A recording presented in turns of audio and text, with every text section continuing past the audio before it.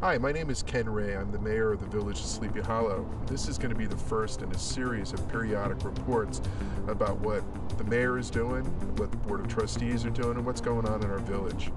By the time you see this, or many of you see this, we will have adopted a new budget for the fiscal year 2010-2011.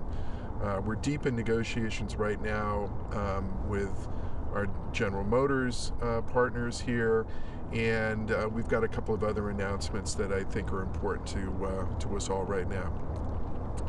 On the budget itself, I think it's important to note that 2 years ago we were able to put through a budget that had a 0% increase for homeowners.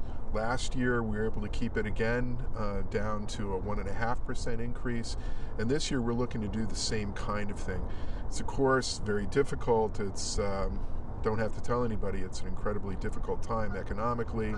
The whole country is hurting, and we're trying to be very, very cognizant of that as we look at what we're going to be doing in terms of spending in the coming year, and recognizing that a huge part of that comes out of you and your taxes that you pay to the village.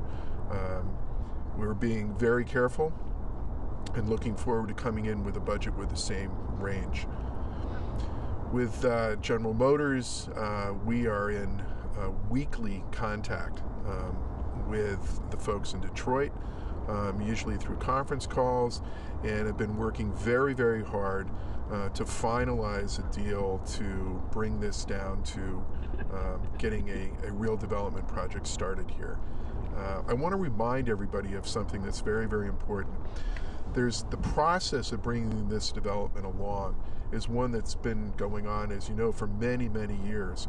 But what's important about that process is to remember that a large part of the deal, of the development itself, what's going to actually happen on this site, has already been set by previous board decisions. We're not in a position, we being this current board, are not in a position to go back and say we're going to do over, we're going to change what's been there.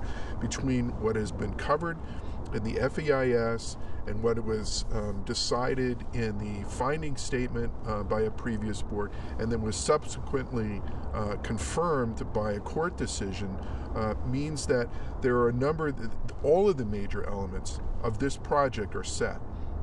So it's over 1,100 units of housing. There'll be a new hotel. There's a certain amount of commercial space that's coming in.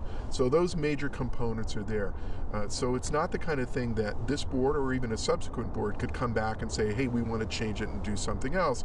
There's been a lot of very interesting ideas that have been thrown out there, some somewhat fanciful and others much more realistic, but none of those things are going to be able to happen without going back to the very beginning of this project and starting all over again with a planning process. That is not something that I expect is going to happen. We are very close to finishing off an agreement with General Motors that will lead to a special permit, that will lead to ending the litigation between us and General Motors, and then moving on to developing the site. I believe that General Motors, once armed with a special permit, will actually move to sell the site and will not participate in an ongoing development of the site, but will go back to making cars and trucks, and we'll leave it to a developer who will then begin to build it out. Clearly, this is very important to the future of the village. It's the biggest development site in Westchester. It's the biggest one on the entire Hudson River. The site itself is actually larger than Battery Park City. I mean, this is going to be $1 billion development, and will be huge for the future of the village. So we need to be cognizant of that. We need to understand what the impact is going to be as we go forward. Clearly, there's a huge tax difference to the village and to our school district, and we are excited about the possibility that we can get this done in the very near future. Right now, I'm cautiously optimistic that we can actually get this done this year, and that the sale will occur this year. So we'll see how that comes out. There's still some difficult things to nail down with General Motors, but I think we're going to get there. The next, and even a more immediate problem for us, or project for us, is our water supply. It's important for all of you to know that we have, for our current needs, much less for the need to accommodate a future development here in the village. For our current needs, we're undersized in terms of our water reservoir. We've got a water reservoir that was put together in 1925 up in what is now the Rockefeller State Preserve. It has a capacity of over 800,000 gallons, which seems like a lot until you look at what our planning needs are as we look out to the next 50 years or more. We need probably 2.4 million gallons in order to adequately supply what our needs are today, plus future development and other needs in the village. This is a critical issue for us, and we're working very hard to get that, get a new reservoir sited and then get into construction there. We've been making some changes within Village Hall and some of our key management positions, and one of the most important of those is our Chief of Police.